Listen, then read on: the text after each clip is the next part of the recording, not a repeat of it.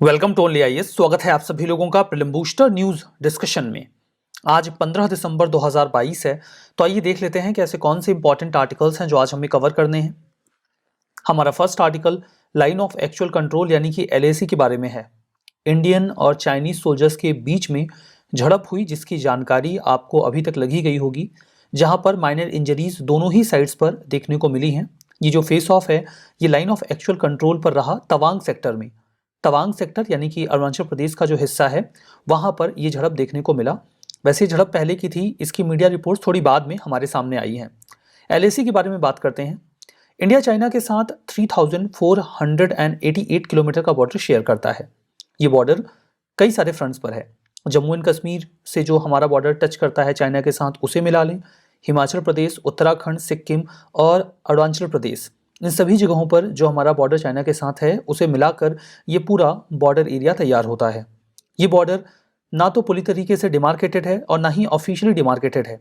मतलब ये बॉर्डर कहाँ पर कितना है इसको लेकर चाइना और इंडिया के बीच में कोई कंसेंसस नहीं है, और यही विवाद का सबसे बड़ा कारण भी है। लाइन ऑफ एक्चुअल कंट्रोल क्या है? लाइन ऑफ एक्चुअल कंट्रोल एक डिमार्केशन लाइन है जो इंडियन टेरिटरी को चाइनीज कंट्रोल्ड टेरिटरी से अलग करता है। एलएसी डिफैक्टो बॉर्डर है जो अभी तक बॉर्डर माना जाता रहा है दोनों देशों के बीच में। हालांकि इसको लेकर पर्याप्त विवाद है और इसके बारे में जो बातचीत है वो अभी भी प्रोग्रेस में है। मतलब अभी कुछ क्लियर कट डिसीजन नहीं हुआ है कि ये बाउंड्री एक्चुअली में कहाँ और कितनी है। लाइन ऑफ एक्चुअल कंट्रोल को अगर डिवाइड किया जाए तो इसे 3 सेक्टर्स में डिवाइड किया जाता है: वेस्टर्न सेक्टर, मिडिल सेक्टर और ईस्टर्न सेक्टर। जो वेस्टर्न सेक्टर है वो लद्दाख और कश्मीर का है। मिडिल सेक्टर उत्तराखंड और हिमाचल प्रदेश का है, जबकि जो ईस्टर्न सेक्टर है वो सिक्किम और अरुणाचल प्रदेश का है। यहाँ पर देखिए, ये जो पूरा सेक्टर है दैट इज वेस्टर्न सेक्टर जो कि 1570 किलोमीटर्स का है। ये है सेंट्रल सेक्टर जो कि 545 किलोमीटर्स का है, और यह है ईस्टर्न सेक्टर जो कि 1325 किलोमीटर्स का है। दोनों कंट्रीज एलएसी कितना है इस बात को लेकर काफ़ी ज़्यादा डिसएग्री करते हैं। ये डिसएग्रीमेंट इतना ज़्यादा है कि जहां एक और इंडिया एलएसी को 3488 किलोमीटर मानता है, वहीं चाइनीज़ अथॉरिटीज़ तो इसे महज 2000 किलोमीटर लंबा ही मानते हैं। और यही कारण है दोनों देशों के बीच के विवाद का। दोनों ही आर्मीज़ पेट्रोलिंग के जरिए ज़्यादा से ज़्यादा एरिया डोमिनेट करने का प्रयास करती हैं और इसी वजह से झड़प होती रहती है। और ऐसी झड़प में अक्सर दोनों ही साइड से जो सोल्जर्स हैं वो घायल होते हैं। ये पूरा मामला लाइन ऑफ एक्चुअल कंट्रोल का रहा। चलिए आगे बढ़ते हैं। हमारा next article Geminids meteor shower के बारे में है। जेमिनिड्स मीटियोर शावर ये एक एनुअल सेलेस्टियल शो है जो कि इस साल 13 और 14 दिसंबर को पीक पे गया। पीक पे जाने का मतलब ये है कि इस दौरान आपको सबसे ज़्यादा शावर्स देखने को मिलेंगे जो कि ज़मीन पर आते हुए टूटते हुए तारे जैसे दिखते हैं। जेमिनिड्स मीटियोर शावर के बारे में बात करते हैं। जेमिनिड्स ये जो जेमिनी कॉन्स्टेलेशन है वहाँ से अपना टर्म डिराइव करता है। हिंदी में आप इसे मिथुन कहते हैं, जो कि एक राशि होती है। एक्चुअली में जो कॉन्स्टेलेशंस होते हैं वो ग्रुप ऑफ स्टार्स होते हैं। ये तारों का ग्रुप होता है। जैसे तारों के कई सारे ग्रुप्स हैं आपको आसमान में वो देखने को मिलते हैं, और उनसे जो स्ट्रक्चर्स तैयार होते हैं उन्हीं स्ट्रक्चर के बेसिस पर उन्हें एक नाम दे दिया जाता है। तो Geminids is one of the constellation. इससे हम आसमान में अलग अलग लोकेशंस आइडेंटिफाई कर पाते हैं। ध्यान दीजिएगा कि जो जेमिनिड्स मीटियोर शावर है, जेमिनिड्स या जो जेमिनी कॉन्स्टेलेशन है, उसमें जो स्टार्स पाए जाते हैं जिससे जेमिनी का स्ट्रक्चर बनता है, उसका इस मीटियोर शावर से कोई लेना देना नहीं है। इस मीटियोर शावर को जेमिनिड नाम दिया जाता है क्योंकि ये उस एरिया में ओरिजिनेट होते हुए दिखते हैं जो कि जेमिनी कॉन्स्टेलेशन का है। इसके ज़रिए हम केवल उनका एरिया आइडेंटिफाई कर सकते हैं कि आप इस ओर देखोगे तो ये आपको मीटियोर शावर दिखेगा। बाकी इसका इस कॉन्स्टेलेशन से कोई लेना देना नहीं है, ये इससे बिल्कुल इंडिपेंडेंट होता है। तो जो कॉन्स्टेलेशन होता है जिसके ऊपर मीटियोर शावर का नाम दिया जाता है, ये केवल मदद देते हैं व्यूअर्स को कि आपको इस कॉन्स्टेलेशन की ओर देखना है और आपको ये शावर दिखेगा। बाकी और इसका कोई भी काम नहीं होता। ये कॉन्स्टेलेशंस इन मीटियोर्स का सोर्स बिल्कुल नहीं होते।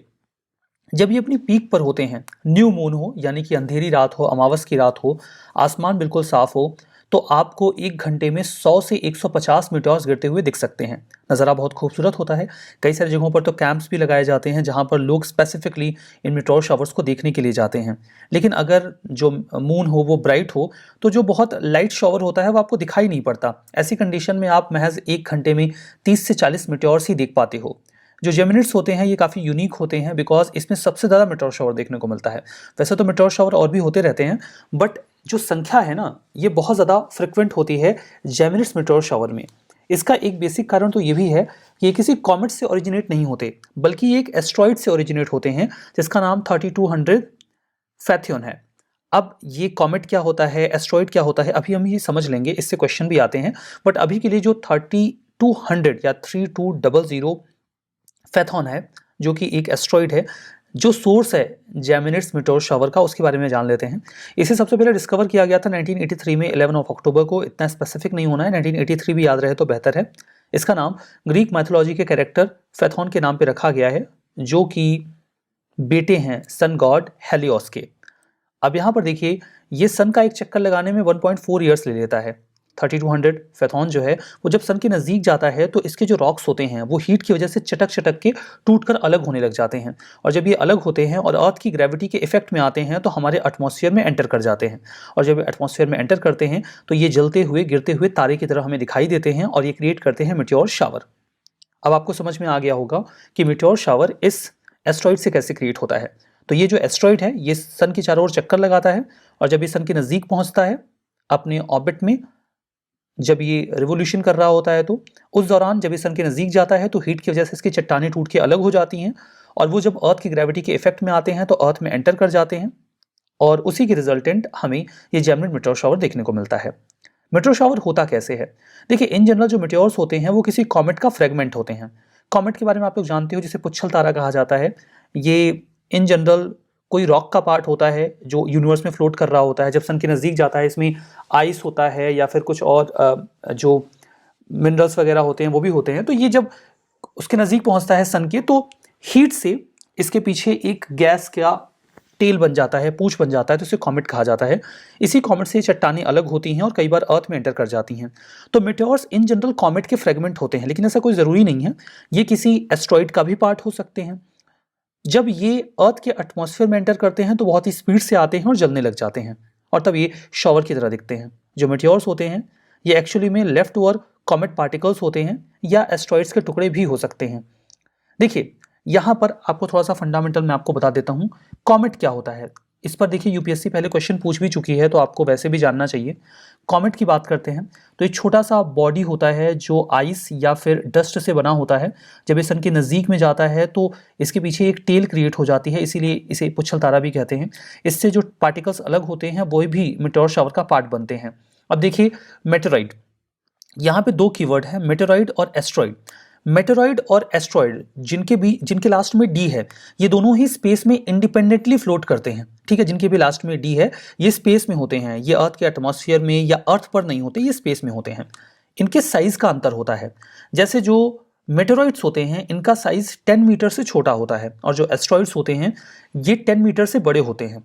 जो एस्ट्रॉइड होते हैं इनके बारे में माना जाता है कि ये प्लैनेट्स का ही पार्ट थे जो प्लैनेट के साथ एसोसिएट नहीं हो पाए। एस्ट्रॉइड्स आपको मार्स और जुपिटर के बीच में मिलते हैं, एक बहुत बड़ी एस्ट्रॉइड बेल्ट मिलती है।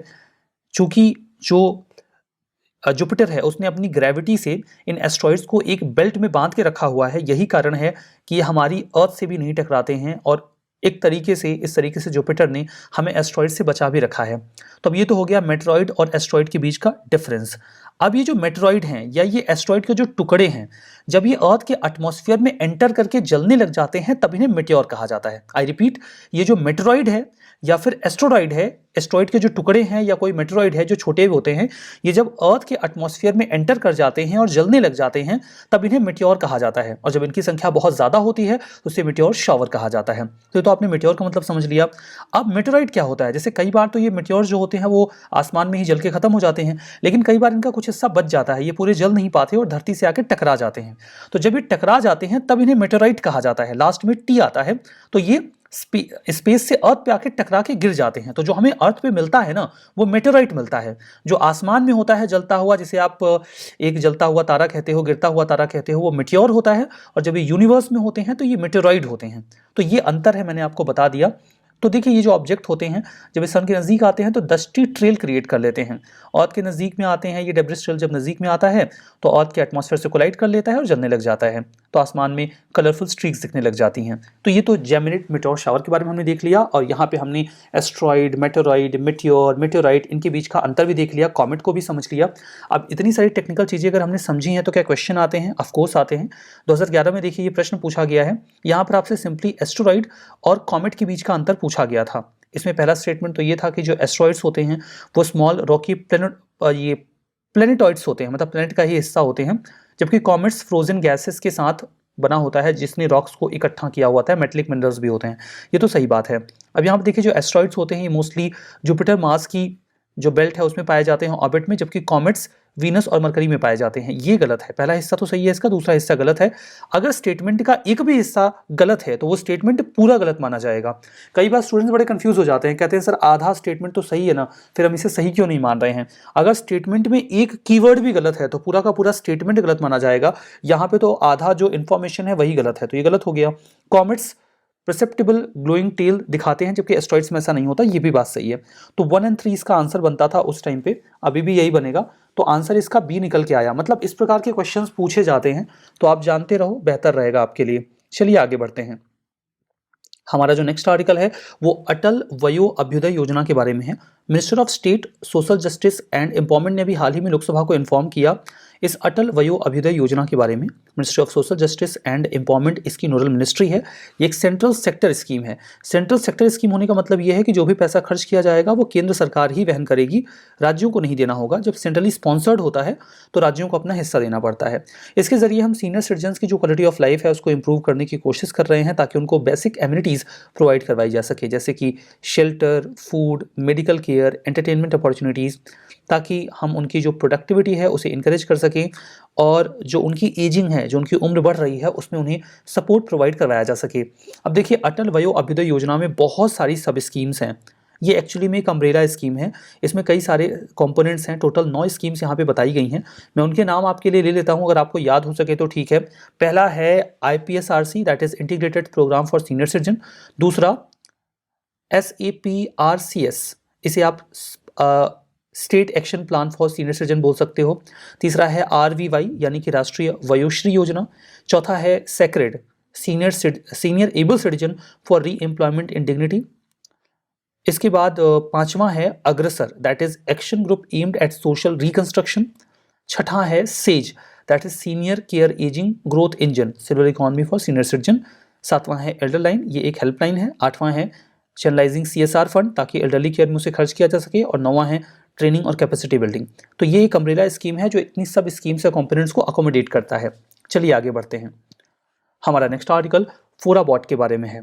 एक रिसर्च के अकॉर्डिंग फोराबॉट जो automated planktic foraminifera isolation and imaging है। जो फोरामिनिफेरा होता है ये सिंगल सेल्ड मरीन यूकैरियोट्स होते हैं। इसके बारे में अभी हम आगे भी देखने वाले हैं, अभी के लिए जानते रहिए। इसके बारे में अभी एक पेपर पब्लिश किया गया है ओपन एक्सेस जर्नल में, जो कि जियो केमिस्ट्री, जियो फिजिक्स और जियो सिस्टम के ऊपर है। ये जर्नल होस्ट किया जाता है नॉर्थ कैरोलिना स्टेट यूनिवर्सिटी के द्वारा। यहाँ पे ये बताया गया कि जो रोबोट है, ये फोराबोट काइंड ऑफ रोबोट है जिसका नाम फोराबोट है, ये बहुत कैपेबल है क्या करने में, मरीन फॉसिल्स को स्टडी करने में।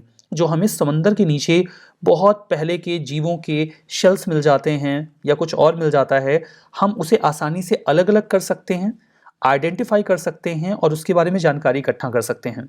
फोराबॉट अभी जो ये काम मैनुअली होता था उसे AI बेस्ड टूल के माध्यम से कर पाएगा, तो बड़ी मदद मिलने वाली है। फोराबॉट ये जो काम कर रहा है ये 79% एक्यूरेट है, जिसके जरिए वो फोराम्स को आइडेंटिफाई कर पाता है। फोराम्स एक्चुअली में आप जो फोरामिनिफेरा है उसे ही बोल सकते हैं। ये यही सिंगल सेल्ड ऑर्गेनिजम्स होते हैं जो समंदर में मिल जाते हैं। जितना भी ट्रेंड ह्यूमन बीइंग हो वो इतना बढ़िया तरीके से तो इन्हें शॉर्ट करके आइडेंटिफाई नहीं कर पाएगा जितना बढ़िया से फोराबॉट कर रहा है। फोराबॉट 6 डिफरेंट टाइप्स ऑफ फोरम्स को आइडेंटिफाई कर सकता है, 27 फोरम्स को पर आवर प्रोसेस कर सकता है, मतलब इसकी कैपेसिटी अच्छी है। ये AI यूज्ड इमेजेस को इस्तेमाल करता है इन जो फोरामिनिफेरा हैं इन्हें आइडेंटिफाई करने के लिए और अलग अलग करने के लिए। फोरामिनिफेरा की बात करते हैं जिसे आप एब्रीवेशन के फॉर्म में, छोटे फॉर्म में फोरम्स भी बोल सकते हो। ये सिंपल माइक्रो ऑर्गेनिजम्स होते हैं जिनके पास एक छोटी सी शेल होती है, एक कवच होता है जो इन जनरल कैल्शियम कार्बोनेट का ही बना होता है। ये शेल्स बहुत छोटे होते हैं, 1 मिलीमीटर से थोड़े ही लंबे होते होंगे। ये जो ऑर्गेनिजम्स होते हैं ये समंदर में आज से 100 मिलियन सालों से रह रहे हैं। बहुत पहले ये एग्जिस्ट करते थे और जब ये मरते हैं तो इनकी जो शेल है ना वो वहीं समंदर में रह जाती है। और जब हमें ये शेल्स मिल जाती हैं तो हम इन्हें इकट्ठा करके स्टडी करने की कोशिश करते हैं कि मान लीजिए ये शेल 50 मिलियन साल पहले बनी थी तो उसमें समंदर का कॉम्पोजिशन क्या था। इससे हमें समंदर की जो अर्ली लाइफ है उसके बारे में अच्छी जानकारी मिल सकती है। डिफरेंट टाइप ऑफ जो फोरम स्पीसीज होती हैं वो डिफरेंट ओशन इन्वायरमेंट में सर्वाइव किए हैं और उसी के अकॉर्डिंग उनकी जो शेल्स होती हैं उनका केमिकल मेजरमेंट भी होता है, केमिकल कॉम्पोजिशन भी होता है, जिससे हमें उस समय के ओशन की केमिस्ट्री के बारे में, उस समय के टेम्परेचर के बारे में अच्छी जानकारी मिल जाती है जिस समय ये शेल बना होता है। तो ये जो फोराबोट है ये मरीन एक्सप्लोरेशन में बहुत काम आने वाला है और यही कारण है कि ये अभी न्यूज़ में है। चलिए आगे बढ़ते हैं। हमारा जो नेक्स्ट आर्टिकल है वो डिस्ट्रिक्ट डिसेबिलिटी रिहेबिलिटेशन सेंटर के बारे में है। जो पार्लियामेंट्री स्टैंडिंग कमेटी रही सोशल जस्टिस एंड एम्पावरमेंट के ऊपर, उन्होंने भी हाल ही में यूनियन गवर्नमेंट को थोड़ा सा क्रिटिसाइज किया है ऑन द फ्रंट कि इनका जो अप्रोच है वो समवट कैजुअल है डिस्ट्रिक्ट डिसेबिलिटी रिहेबिलिटेशन सेंटर्स को लेकर। जानते हैं डीडीआरसी क्या होते हैं। डीडीआरसी के लिए नोडल मिनिस्ट्री है ministry of social justice and empowerment. ये कॉम्प्रिहेंसिव सर्विसेज देते हैं उन पर्सन्स के लिए जो डिसेबिलिटी से ग्रसित हैं रूरल एरियाज में, जिन्हें हम दिव्यांगजन कहते हैं। ये कई तरीके के सर्विसेज प्रोवाइड करवाने के लिए रिस्पॉन्सिबल हैं, जैसे कि पर्सन्स को आइडेंटिफाई किया जाए, अवेयरनेस फैलाई जाए, अर्ली डिसेबिलिटी को डिटेक्ट कर लिया जाए और उन्हें जो रिपेयरिंग असिस्टिव डिवाइसेस हैं वो प्रोवाइड करवाई जाएँ। यहाँ पर जो डीडीआरसी है वो ज्वाइंट वेंचर है सेंट्रल स्टेट गवर्नमेंट का। सेंट्रल गवर्नमेंट से एस्टैब्लिश इनिशिएट करती है और 3 सालों के लिए फंडिंग जो मैन पावर की होती है कंटिजेंसीज की उसके लिए भी देती है। स्टेट का काम है rent free well connected building को प्रोवाइड करवाना और मॉनिटरिंग करना। इसे मैनेज किया जाता है डिस्ट्रिक्ट मैनेजमेंट टीम के द्वारा, जिसके हेड होते हैं डीएम या फिर कलेक्टर और कोई एक रिप्यूटेड एनजीओ। इन जनरल इसे मैनेज किया जाता है रेड क्रॉस सोसाइटी के द्वारा ही। तो ये तो पूरा मामला डीडीआरसी का रहा। चलिए आगे बढ़ते हैं। हमारा जो नेक्स्ट आर्टिकल है वो लेसानिमाब के बारे में है। हाल ही में लेसानिमाब नाम की एक दवा क्लिनिकल ट्रायल में है। ये दवा यूएसए में बनाई जा रही है और उन्हें उम्मीद है कि वहाँ पे उन्हें अप्रूवल मिल जाए। लेसानिमाब अभी अप्रूव नहीं हुई है, उसके बाद भी बहुत ज़्यादा न्यूज़ बना रही है। इसका कारण क्या है? कारण ये है क्योंकि ये दवा एक बहुत ही क्रिटिकल बीमारी के लिए है जिसके लिए हमारे पास रेयरली कोई मेडिसिन अवेलेबल है, दैट इज़ अल्जाइमर। अल्जाइमर के लिए हमारे पास कोई खास मेडिसिन अवेलेबल नहीं है, इसीलिए अगर इस रेफरेंस में कोई भी दवा बन रही है तो वो बहुत इंपॉर्टेंट है। लेसानिमाब ये एक ऐसी दवा है जो अभी क्लिनिकल ट्रायल्स में है अल्जाइमर डिसीज़ को ट्रीट करने के लिए। इसे फार्मा कंपनी बायोजेन और एजाई के द्वारा डेवलप किया जा रहा है। लेसानिमाब एक क्लास ऑफ ड्रग से बिलोंग करता है जिसे आप मोनोक्लोनल एंटीबॉडीज़ कह सकते हो। ये एंटीबॉडीज़ एक्चुअली में मीडिएट करते हैं दवा को, जिसके ज़रिए ये टारगेट करता है बीटा एमिलॉइड को। बीटा एमिलॉइड एक प्रकार का एंजाइम है या प्रोटीन है जो एक्चुअली में सेल्स के बीच में डिपॉजिट हो जाता है और इससे सेल्स के बीच में जो न्यूरोलॉजिकल कनेक्शन होता है वो डिसरप्ट हो जाता है और एक्चुअली में यही अल्जाइमर डिसीज़ का एक महत्वपूर्ण कारण है। तो ये इस प्रोटीन को टारगेट करके डिस्ट्रॉय करता है, जिससे कि हम जो अल्जाइमर में प्रॉब्लम होती है या एजिंग के साथ साथ मेमोरी लॉस होने लगता है, सोशल कंडीशंस को समझने की कैपेसिटी डिसरप्ट हो जाती है, सेल अच्छे से फंक्शन नहीं कर पाती, उसे इंप्रूव कर पाएंगे। ध्यान दीजिएगा, लेसानिमाब कोई ऐसी दवा नहीं जो सिम्टम्स को ट्रीट करती हो, ये बीमारी को ट्रीट कर रहा है और इसीलिए ये कंपनी बहुत ज़्यादा एक्सपेक्ट कर रही है कि इसे वहाँ के फूड एंड ड्रग अथॉरिटीज़ का जो अप्रूवल है वो मिल जाए। हालांकि इसके साइड इफ़ेक्ट्स भी हैं जिसको पब्लिक डोमेन में भी रखा गया है। इससे कई बार ब्रेन में ब्लीडिंग होने का खतरा रहा है। इनफैक्ट क्लिनिकल ट्रायल के दौरान 2 लोगों की मौत भी हुई है, लेकिन इसके बावजूद इसने जो प्रॉब्लम्स क्रिएट होती हैं उनको 27% तक रिड्यूस कर दिया है और ऐसा करते वक्त इसने सिम्टम्स को ट्रीट नहीं किया है बल्कि एमिलॉइड प्रोटीन को डिस्ट्रॉय किया है और यही कारण है कि काफ़ी ज़्यादा एक्सपेक्टेशन है इस दवा से डिस्पाइट इट्स साइड इफ़ेक्ट्स। इसके साइड इफ़ेक्ट्स के बावजूद इसके बारे में काफ़ी एक्सपेक्टेशन है। अल्जाइमर डिसीज़ की बात करते हैं। अल्जाइमर डिसीज़ एक प्रोग्रेसिव न्यूरोलॉजिकल डिसऑर्डर है जो ब्रेन को श्रिंक कर देता है। इसमें ब्रेन की सेल्स मरने लग जाती हैं। डिमेंशिया, जिसमें एक व्यक्ति चीज़ों को भूलने लग जाता है, इसका एक महत्वपूर्ण कारण अल्जाइमर डिसीज़ होती है, जिसमें एक व्यक्ति की थिंकिंग, बिहेवियर और सोशल स्किल डिक्लाइन कर जाती है और वो इंडिपेंडेंटली फंक्शन नहीं कर पाता। जो अल्जाइमर डिसीज़ है ये एबनॉर्मल बिल्डअप करता है एक प्रोटीन का ब्रेन सेल्स के चारों ओर। इससे ब्रेन की फंक्शनिंग बिगड़ जाती है। ये प्रोटीन दो तरीके के होते हैं। एक तो होता है एमोलॉइड, जो एक्चुअली में ब्रेन सेल्स के चारों ओर इकट्ठा होकर उसे कवर कर लेता है, उसकी फंक्शनिंग को डिसरप्ट कर देता है। दूसरा प्रोटीन है टाउ, जो कि सेल्स को उलझा देता है और वो अच्छे से काम नहीं कर पाते। वल्नरेबिलिटी की बात करते हैं, ये इन जनरल जो बूढ़े लोग हैं, एल्डरली पर्सन्स हैं, उन्हें ही प्रभावित करता है। हालांकि ये 30s या 40s में रह रहे किसी व्यक्ति के ऊपर भी अटैक करके उन्हें प्रभाव में ले सकता है। ये पूरा मामला अल्जाइमर और लेसानिमाब के बारे में। चलिए आगे बढ़ते हैं। हमारा next article stiff person syndrome के बारे में है। स्टिफ का मतलब होता है ऐंठन या फिर अकड़न। ये स्टिफ पर्सन सिंड्रोम यानी कि एसपीएस नाम की बीमारी बहुत ही रेयर बीमारी है। ये रेयरली किसी को होती है। दुनिया में गिनती के कुछ लोग होंगे, 20, 25, 30 लोग जिनको ये बीमारी होगी।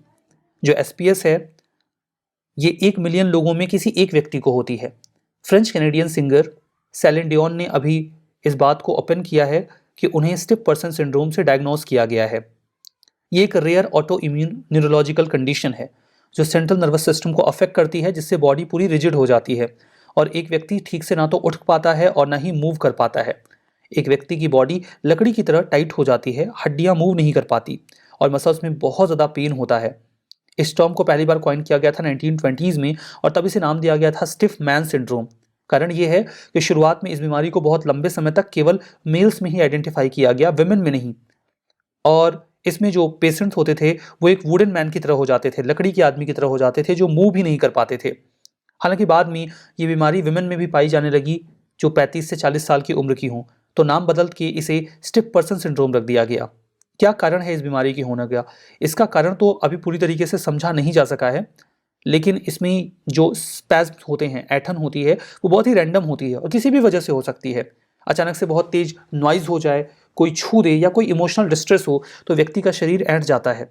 सिम्टम्स की बात करें तो मसल्स का बिल्कुल ऐंठ जाना, स्पेसिफिकली जो टॉर्सो का एरिया है, arms and legs, noise, touch या इमोशनल डिस्ट्रेस से सेंसिटिविटी होना और मसल्स का बिल्कुल ऐंठ जाना।